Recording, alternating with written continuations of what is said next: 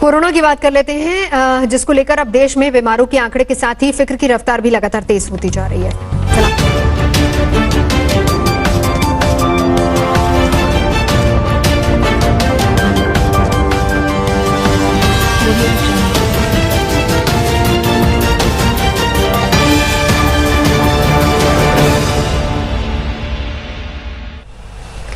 Corona की बात कर लेते हैं, जिसको लेकर अब देश में बीमारों के आंकड़े के साथ ही फिक्र की रफ्तार भी लगातार तेज होती जा रही है। फिलहाल जो ताजा आंकड़ा है वो ये बता रहा है कि कुल मामले अब 8 लाख के खतरनाक आंकड़े को भी पार कर चुके हैं। 24 घंटे में 27,000 नए मामले सामने आए हैं। आंकड़ों की बात करें तो 7 लाख से 8 लाख की हद छूने में सिर्फ 4 दिन का वक्त लगा है। महाराष्ट्र में कुल केस 2,38,000 तक पहुंच चुके हैं। महाराष्ट्र में 7,000 नए केस सामने आए हैं। दिल्ली की बात करें तो यहां पर भी 2,000 बीमार हैं नए। 24 घंटे में 500 से ज्यादा लोगों की मौत भी हुई है। तो ये ग्राफ है, देखकर अंदाजा लगाइए। 7 जुलाई से 11 जुलाई तक, 7 जुलाई जहां पर 71,000 के करीब आंकड़ा था, और 11 जुलाई यानी आज की तारीख जहां पर 7 लाख के करीब आंकड़ा था 7 जुलाई, और आज की तारीख जब 8 लाख के करीब पहुंच चुका है ये आंकड़ा, यानी कि 4 ही दिन लगे हैं। महाराष्ट्र हो या फिर दिल्ली हो, मामले लगातार बढ़ते जा रहे हैं।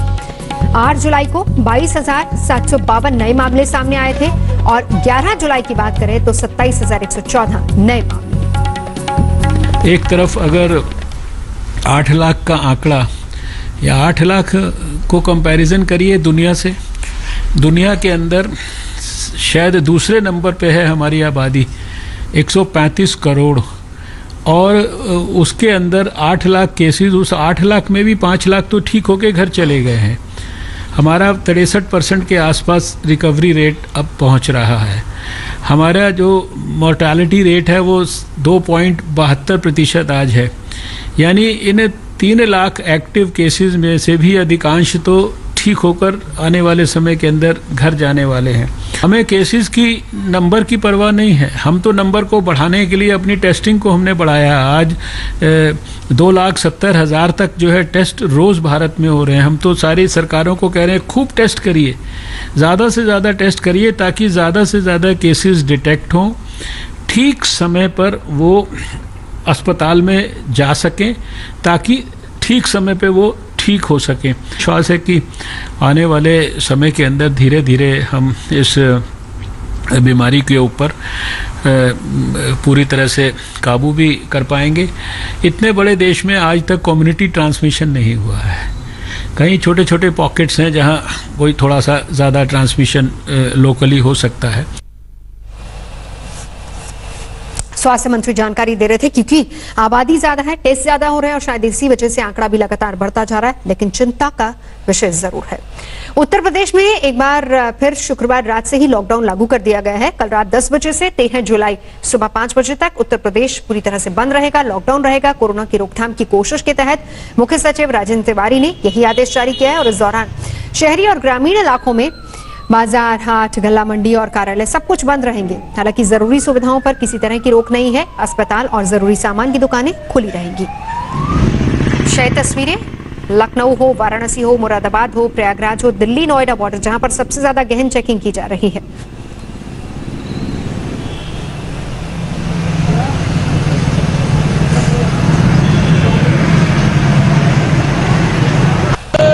उत्तर प्रदेश में अनलॉक के बीच एक बार फिर लॉकडाउन जो है वो इम्पोज कर दिया गया है। इस वक्त हम मौजूद हैं दिल्ली और नोएडा के बॉर्डर पर। आपको तस्वीरें दिखाना चाहेंगे सुबह के वक्त की लंबी लंबी कतारें जो हैं वो यहाँ पर लगनी शुरू हो गई हैं।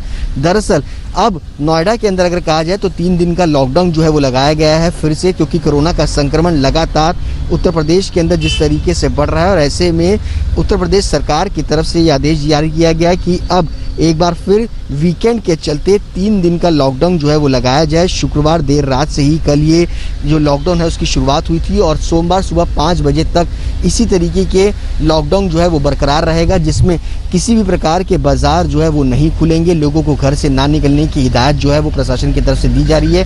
इसके अलावा एसेंशियल सर्विस से जुड़े हुए लोगों को अंदर जाने की इजाज़त जो है वो दी जा रही है। अगर कोई व्यक्ति एसेंशियल सर्विस से जुड़ा हुआ नहीं है तो उसको बाकायदा वापस भेजा जा रहा है। उत्तर प्रदेश में कोरोना का संक्रमण लगातार बढ़ता जा रहा है और इसके चलते योगी आदित्यनाथ सरकार ने शुक्रवार रात 10 बजे से सोमवार सुबह 5 बजे तक पूरे प्रदेश में लॉकडाउन लगाया है। आप देख सकते हैं कि हजरतगंज चौराहे में किस तरह से भारी संख्या में पुलिस बल तैनात है और पुलिस लोगों को रोक रही है। जो लोग घरों से बाहर निकल रहे हैं, आईडी कार्ड्स लोगों के चेक किए जा रहे हैं और जो लोग एसेंशियल सर्विस में एंगेज हैं उन्हीं को आगे जाने दिया जा रहा है, बाकी लोगों को वापस किया जा रहा है।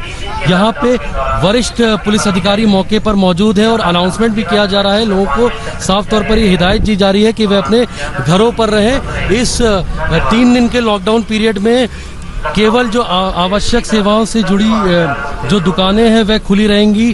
ग्रोसरी स्टोर्स, मेडिकल स्टोर्स, फल और सब्जी मंडी खुली रहेंगी। बाकी जो अनावश्यक सेवाएं से जुड़ी जो दुकानें हैं वह बंद रहेंगी। मॉल्स, रेस्टोरेंट्स, प्राइवेट ऑफिसेज पूरी तरह से बंद रहेंगे। तो यहाँ पर आप देख सकते हैं कि किस तरह से सुरक्षा के कड़े इंतजाम पुलिस द्वारा किए गए हैं कि लोग लॉकडाउन का पालन करें। और उधर महाराष्ट्र में भी कोरोना केस लगातार बढ़ रहे हैं, लेकिन मुंबई के धारावी मॉडल ने दुनिया के सामने एक उदाहरण पेश किया है कि कैसे कोरोना से लड़ा जा सकता है। विश्व स्वास्थ्य संगठन ने कोरोना रोकने में धारावी मॉडल की तारीफ की है। There are many examples from around the world that have shown that even if the outbreak is very intense, it can still be brought back under control. And some of these examples are Italy, Spain, South Korea, and even in the Harvey, a densely packed area in the mega city of Mumbai. इस वक्त हम Asia's largest slum Dharavi में हैं, जहां के chase the virus policy की तारीफ world health organisation ने की है। इस पॉलिसी के तहत ट्रेसिंग, टेस्टिंग, ट्रीटिंग, इन चीज़ों का एक समीकरण बीएमसी ने बनाया था, जिसके चलते यहाँ पर पाए जाने वाले कोविड पॉजिटिव केसेस की संख्या जो है वो कम हो चुकी है। धारावी में इस वक्त अगर 2360 पॉजिटिव केसेस आ चुके हैं तो उसमें से 166 ही एक्टिव केसेस हैं। बाकी 1950 जो लोग हैं वो डिस्चार्ज होकर अपने अपने घर जा चुके हैं। एक ये बड़ी कामयाबी इस एजेंसी की मानी जा रही है। जब धारावी में कोविड के केसेस आना शुरू हुए थे तब यहाँ के प्रशासन ने एक प्रोएक्टिव अप्रोच अपनाई, यानी कि केसेस आने से अच्छा लोगों के घरों पर जाकर स्क्रीनिंग की गई। 3,60,000 लोगों की स्क्रीनिंग टोटल धारावी में की गई है और उसके बाद जो प्राइवेट डॉक्टर्स थे, जितने अवेलेबल रिसोर्सेज थे जैसे कि प्राइवेट हॉस्पिटल, उन सबको बीएमसी ने टेक ओवर कर इस प्रोएक्टिव स्क्रीनिंग में उनकी मदद ली। यार जाके वो इतना अच्छा काम करता था, बहुत विशेष ये वीडियो जितनी भी यादें हैं वो सभी लोगों से, सभी जितने भी उनके फैंस हैं वो सबको याद कर रहे हैं।